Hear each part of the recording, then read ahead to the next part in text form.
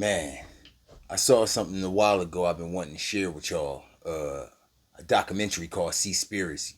And I learned a lot when I watched this documentary because I'm in the middle of doing my own documentary on our water system. And, it's a few things going on. It's putting a few pieces together that I'm going to be putting out real soon. But in the meantime, in the midst of doing my research, I watched a documentary called Seaspiracy. And that documentary blew my mind when I saw it because I'm the type of person, throughout my whole life, dinner dates and buying seafood. So when I saw this documentary, it kind of blew my mind. A lot of this stuff starting to be real disappointing. You know what I'm saying? A lot of stuff is not aging well with social media and the internet. It's really not.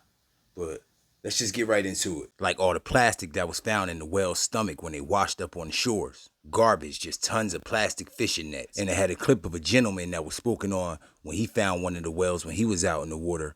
And the encounter, it kind of blew their mind. And how him and his crew saved the animal when they pulled it up aboard. And that's how it all came about, that the fishing nets and the plastic was all in these animals. Like, come on, y'all. It's so many different ways to do stuff, so many ways to get around doing stuff. Y'all don't gotta be this janky. Come on, y'all could do way better than this. I know it. I know they can do better than this. Come on. It's like people and workers, they were showing how they just abandoned all the plastic of the fishing nets, like cigarettes. And I thought to myself when I saw this, I said, damn, every last one of us go out to eat and we put in orders and we get these cups and, we just discard them. Some people chew on their straws and just spit them out. Some people collect their straws, but they always end up in places like this, and it always blew my mind why they never just take all the garbage, condense it, and burn it. And if that was the case, because somebody told me when I had brought that comment up, they said they do burn the garbage. The garbage do get burned. Well, if that's the case, how do this kind of stuff end up happening in the water? How do these materials and these products end up in the bottom of the water? That just don't make sense. Basically, in this clip, the Environmental Protection Agency got word that it was dangerous to eat the fish because of all the toxins that was inside the water. They spoke with a lady named Diane Cohen. So when they asked this lady why didn't they put out a notice to tell people that, she acted like she didn't want to answer the question. And she actually cut the meat. The worst part about that part is it looked like the producers and the director was trying to do the right steps by going to speak to these people about this.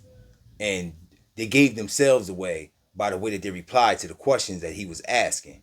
They gave themselves away. But they couldn't hide from the fact that 49% of the plastic that's in the ocean was coming from those fishing nets. They couldn't run from that. And they didn't know that the Earth Island Institute was the same thing as the Plastic Coalition. They all was tied in together. And when you see those dolphin safe logos, that shit is a fraud because they don't watch those people when they out fishing. It's just free money that they making.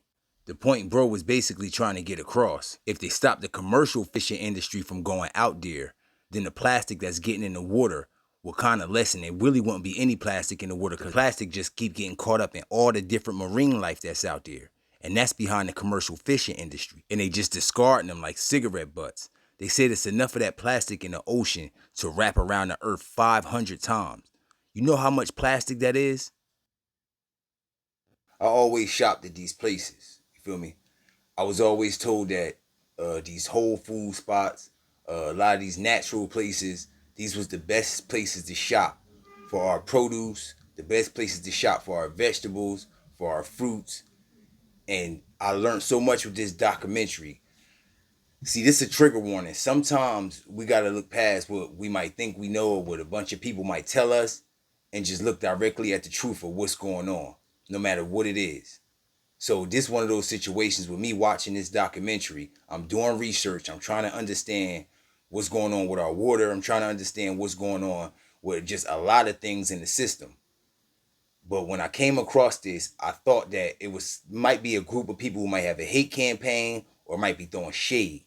But then when I did my own back research on what they was telling me, it was all truth.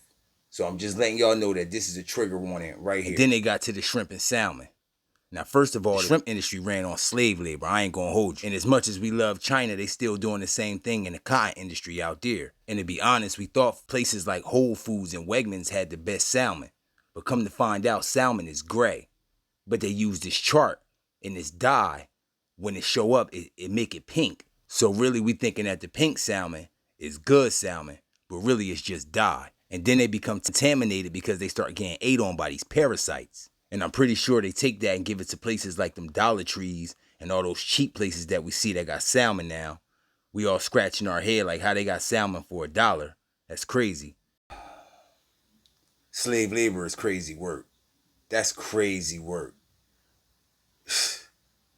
But they not lying with this. Because if you live anywhere near a city, if you live anywhere near your regular suburb, if you live anywhere near a Family Dollar or a Dollar Tree, 2018, 2019, maybe even 2020, 2021, going into the dollar store to get toilet paper, tissue, crackers, whatever it is you shop at for the dollar store, they had salmon in there. And this before they had $5 products, $10 products. Now they kind of mixing it up in the dollar stores and your Dollar Trees and stuff. But they definitely had salmon in there. And I said the first day I saw them salmon strips for $1, raw salmon, that food was not right. And then you got trolling, different type of trolling. When they troll, they scraping the bottom of the floor of the ocean, scooping up all the marine life. And this where we all connected. Because when they swipe away and they swipe up all the fish, and at the same time they swiping away all the coral on the ocean floor. And then once they do that, all the carbon levels die out. No more life, no more fish, no more us. So yeah, that was just a small piece of what I learned watching that.